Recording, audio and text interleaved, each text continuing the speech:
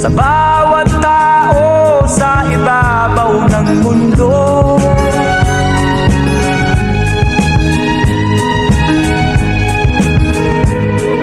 Pangalagaan ng katahimikan at ialay mo ang kadakilaan.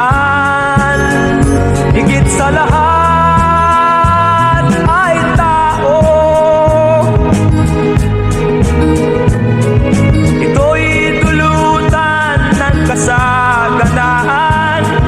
Ito'y handugan ng kaligayahan.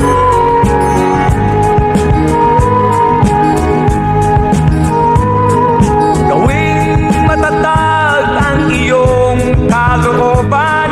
Bigyan liwanag ang bawat isipan. Higit sa lahat